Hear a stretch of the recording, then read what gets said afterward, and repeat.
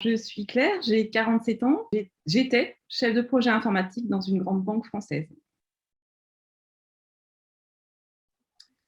Alors, deux choses. Déjà, avec mon mari, on avait le projet de déménager dans le sud de la France. Et je voulais prendre cette opportunité pour changer d'orientation professionnelle, déjà. Et je me suis dit que ça serait bien de me faire accompagner parce que c'est pas évident de trouver seul vers quoi se reconvertir après 20 ans dans une même entreprise et dans le même domaine d'activité. La première chose, c'est accompagnement des femmes de plus de 45 ans. Et je me suis dit, waouh. Et du coup, je me suis dit, en plus, elle sait ce que je vis. Voilà, d'être passée par les phases, par les différentes phases par lesquelles on passe toutes et tous aussi, parce qu'il n'y a pas que des femmes à qui ça arrive.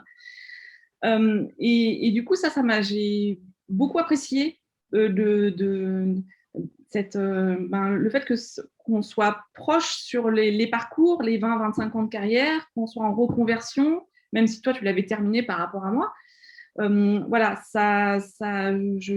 j'ai vraiment beaucoup apprécié qu'on soit dans la même, sur la même longueur d'onde, on va dire. Le fait aussi que peut-être, c'est peut-être un peu idiot, mais que tu sois une femme, qu'on ait à peu près le même âge.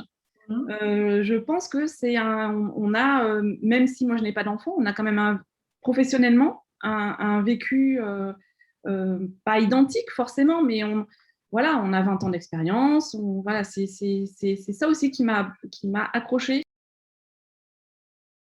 Alors aujourd'hui, donc j'ai démissionné.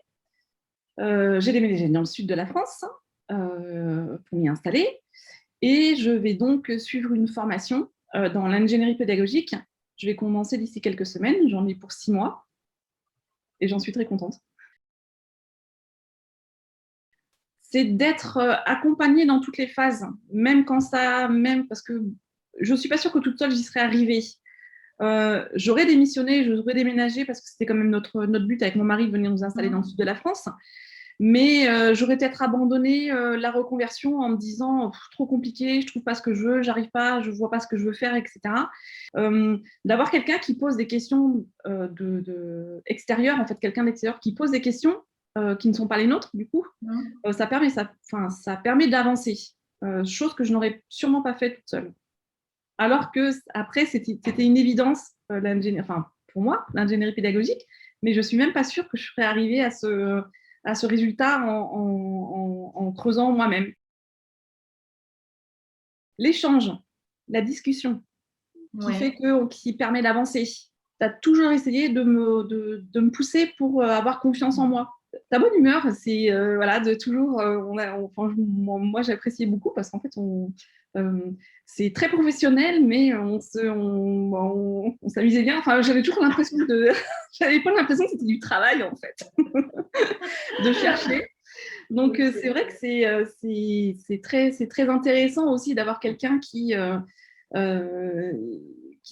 dans l'accompagnement bienveillant, en rigolant, mais toujours en travaillant.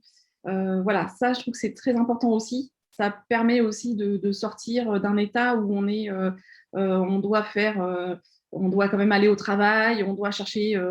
C'est stressant quand même à la fois de conjuguer son poste, son travail, en plus dans le contexte Covid, qui n'aidait pas vraiment, et le fait de devoir chercher une reconversion, en fait.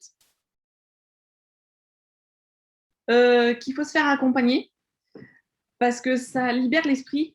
On n'a pas, enfin, forcément, on va travailler sur ce qu'on veut, sur notre futur, mais le fait d'être accompagné facilite les choses. Et je trouve que toi, t'accompagnes dans la bienveillance, c'est reposant, je ne sais pas comment dire vraiment. Voilà, ton accompagnement est reposant et bienveillant. On avance. Voilà, je pense qu'il ne faut pas hésiter à se faire accompagner. Tu essaies toujours de t'adapter à notre rythme. Et j'en suis très contente.